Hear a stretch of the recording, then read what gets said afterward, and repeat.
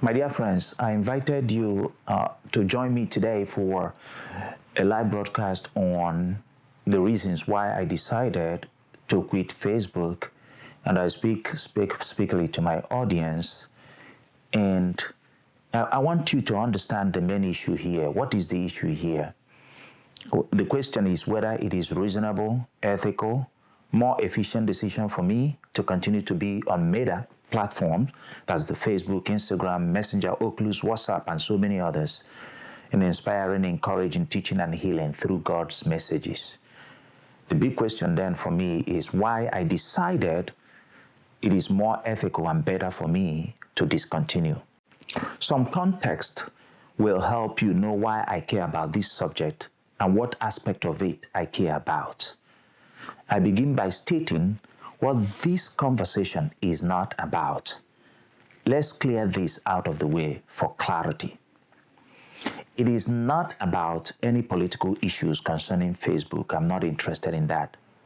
It is not strictly about the freedom of expression considerations, although a lot could be talked about this. I prefer such discussions in the classroom, so there will be a robust back and forward to flesh it out. I enjoy such debates with my students. It is also not a response to the recent Facebook crisis and back and forth about the whistleblower report. For those who are close to me, they know I have been pondering these issues in the past 2 years. Finally, it is not about how Meta or Facebook Council works with other businesses. My focus is with regard to faith communities and leaders.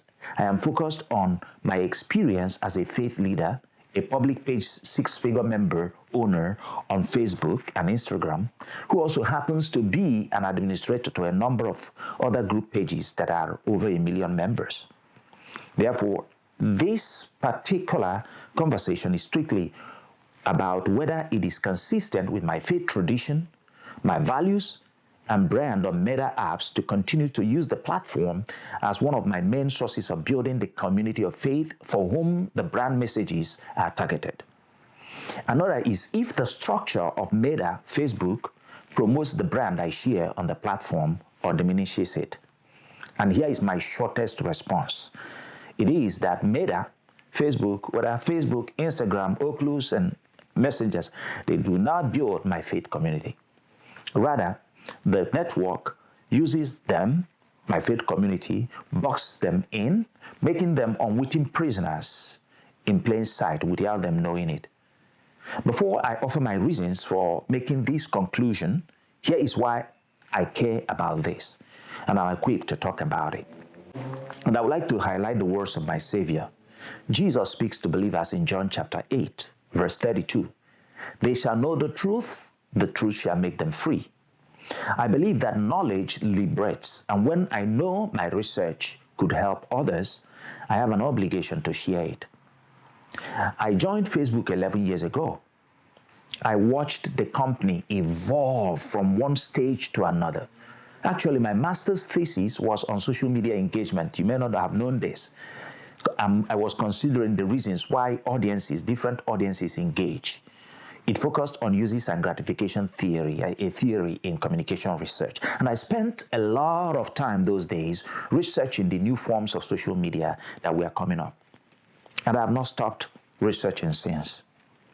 So my PhD research draws from the language of aesthetics and interrogates the grounds for effective and reasonable engagement of emerging media, social media included, for religious communication and evangelization.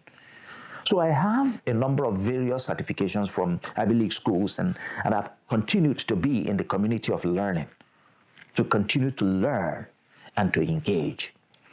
More importantly, I would say I was one of the early priest adopters of social media, broadly speaking.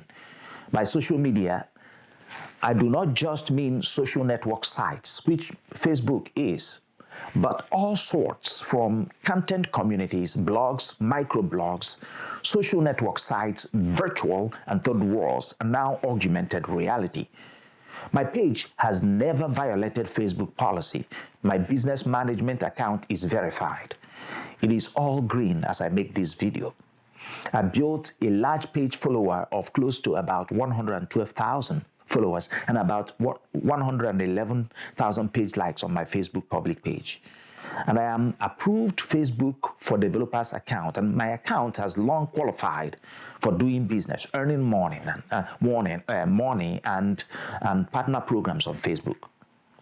Though I decided not to explore those options for the reasons why I joined in the first place, it is important for me to know I enjoyed the experience. I must have to say that.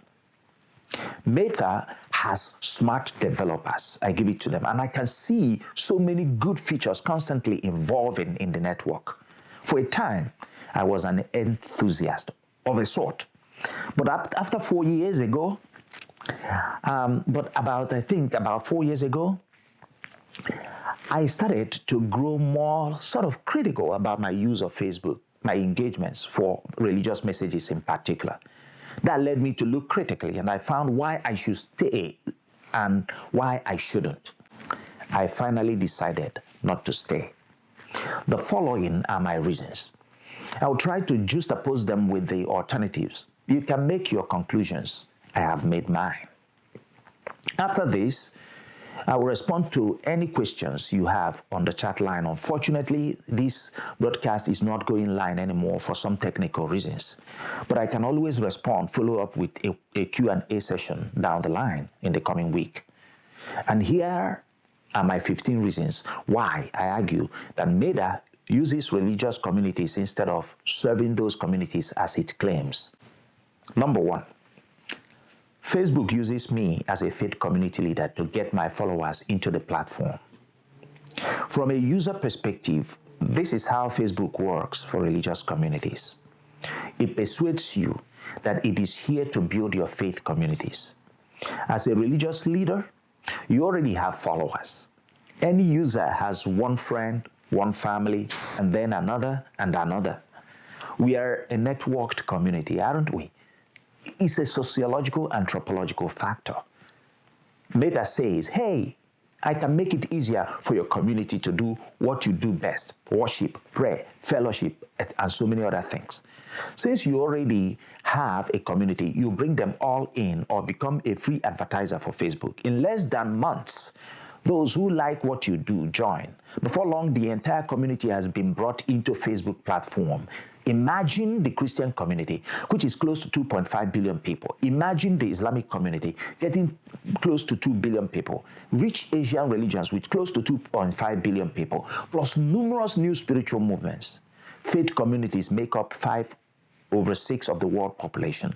They tend to easily connect to their kind because they share some unique bonds. Facebook knows this, and the easiest way to get them is through their leaders. So it uses them to have easy promotional. I fell for it, but no more. My second reason, Facebook partnership with faith communities is cunning business strategy, I would say, because of the strategic size and strong bond of faith communities. Facebook decides to take them as a unique opportunity to grow. Hence, the platform introduces a partnership program with faith communities in 2017. I don't know if you know that. The way I see it, the partnership is about positioning the big tech company to get the greater share of the data. That is us. Facebook's claim that it uses our data for a better user experience is less than a half-truth. In reality, it is about making more targeted ads, increased profit margins, and an improved bottom line. I resist judging Facebook's intention in this matter and Facebook's goodwill about the new product line, Faith Community, but I can't help seeing a pattern here. My reason number 3, Facebook for Faith Resource Hub is Facebook's and its console's new shrewd business strategy. I don't know if you are aware of Facebook for Faith Resource Hub. It is part of the strategy to get faith leaders and communities to buy in. And sure, many did. We are sold that the feature is specifically designed to help us grow as a faith community. Wow! It sounds kind and considerate at face value, but is it? I must congratulate the organization for the brilliance. But the reason could be argued to be deeper than that. The whole initiative may look good to many people, but the way I see it, it is the easier way to get faith communities to rally around a company that has a series of ethical issues and has severally been called to account for its use of our data. If Facebook's business is about selling ads, how do you suppose that its partnership with you as a faith community wouldn't be to harvest your data, mine them for better ads? Can you imagine the platform having access to the mailing list of your congregation, including their private lives, emotions, feelings, and relationships? You willingly give and enable this free access by asking your members to join without knowing it. How would I explain this to God as an ethical religious leader? Why on earth would I do such a thing to those whose delicate emotions I guard? I am sorry. Fourth reason, Meta is an ad-centric platform. Building community is secondary. Building faith community is not close to its mission. An important question to ask is how Facebook makes money. It is exclusively through ads. The entire business module is built around ads fund sources. You make money through ads when you have more access to the consumer's data and you can predict better clickable behavior. If you can improve on the click-through rate for a greater percentage of the population, you have the advantage and make more money from advertisers. So, how does that matter to me as a faith leader? Meta platform comes to me, persuades me, it is primarily about building my community. Again, I fall for it. Meanwhile, it is harvesting and mining more of the delicate experiences of my members and can predict their clicking behavior with heightened precision because I allow my religious events to take place in its platform, opening my people to such vulnerability. God forgive me for falling for it. Now I know, hence I quit. The fifth reason, my engagement with Meta is about providing healthy, spiritual, Christian messages. It is not business. For those who have been following my posts, you know I do not engage in political conversations or derail in any way on issues that do not concern my primary mission for the platform, namely inspiring, encouraging, teaching, and healing through divine word. Every person decides what they use each social media for. I made my choice, and I'm okay with it. If I needed to advertise on Facebook, I could do so by paying them to promote my causes and events without even having to have the events on the platform. By so doing, I know I'm reaching others who aren't already my network community. Then I know it is a business relationship. But to corner me, pretend as if I reach my audiences and log them out from my network unless I paid is simply not the kind of move I would support. Therefore, I do not need to be on the platform. My sixth reason is Facebook's new mission, that is, building communities and bringing the world closer together, is not particularly true for faith communities. Let us not forget that for close to 2 decades after its birth, key faith keywords aren't in many of Facebook tag features and categories. If bringing faith communities together is central to its mission, why are faith keywords less of relevance to it, knowing that search engines go for keywords? It claims it will make your religious experiences richer, expand your walls. Yeah, a techie will expand the walls of your rituals. Who is fooling who? Number 7th reason why I decided not to continue with Facebook for my religious interactions. Facebook persuades us to believe it cares that COVID-19 circumstances limits faith communities' ability to meet and be together. But it isn't the case. If we take the platform's word for it and decide to take our worship online, the platform's algorithm is structured in such a way that once our communities are collected in the pool, the tech company holds the key to who sees what in our communities. The more we pay to reach our audience, the better. Otherwise, our audience wouldn't even know we are having an event. Why would I waste one's time in such a structure? This is less evident in developed countries where the platform knows there are less resources and they can't afford to pay now. It benefits from them, however, by luring them to join using their number size to make a case for each share of global users. Wait, When they begin to have more funds, the algorithm is redeployed to get them paid.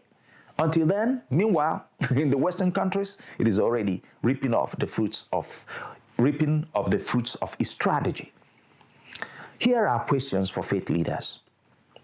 How does asking a data harvesting machine to collect the emotions, prayers, interactions of your members, selling them for money, expand your mission and build your community? Does a well-established brand like yours need Facebook or Meta to build your community? The 8th reason, Meta locks in my followers like silos or locked enclosures and hold the key. The platform decides how, when your faith audience could see your messages. You might not know this because many do not care. You feel you are reaching people until you looked critically and you realize that all your posts and the posts on the walls are shown on the walls of less than 0.05% of your members. Unless you paid Facebook. You worked hard to build your fan base, but they can't see your posts unless you paid Facebook. Meanwhile, you did not join the platform for business, but to share freely what you've received freely. If you were me, should you continue wasting your precious time being used by the network, by the platform? No way. The 9th reason, the tech company takes advantage of access to my community, the faith community, pretending it is expanding my community. And this is the argument of many faith leaders and many faith communities. They think that they are expanding since the company, but that's not true. You are not expanding. You are being boxed in. Since the company is a private company, there is nothing you can do about it. The law, for good reasons, protects private businesses, and it should. You realize that you have put all your members in the network, but you do not have access to any of their contact information. You will never get it. The big tech has them, uses them at will, because each member signed the big tech's terms of service. Now, imagine if your congregation is 1 million members on Facebook. And when I say Facebook, I don't just mean only Facebook. I also mean Instagram, and Messenger, and Oculus, and the rest, and WhatsApp, even worse. And your members on Facebook, and you want all of them to see your post. Be ready for a minimum of 2 cents and add it up to the number. Then you know how much you are paying for all in your congregation to see your inspiring messages. Isn't it ridiculous? Yeah, let me say a word about the WhatsApp. WhatsApp has a different field, but the whole goal is to get more people into it. You know? So you see, if you post 2 to 10 times a day, imagine how much you will pay in a day, a week, a month, and a year. Again, for faith communities, insofar as I'm concerned with my community, is not the kind of investment I would like to make. The 10th reason, Facebook's algorithm decides what my audience can see and should see. Once I have accepted to be in the platform, I have also accepted that the techie will determine what my audience should see and can see. When they have collected all my community, they give me terms on how to access them, what words to use, how much I have to spend to get them. That does no good to my free service as a religious leader. 11th reason, Facebook makes it extremely difficult for my community members to have access to contents they love. Those who are not technologically savvy, which is where most people are, to be honest, they don't have a chance to see the contents that brought them into the platform in the first place. Good luck with trying to find previous content that helped your faith.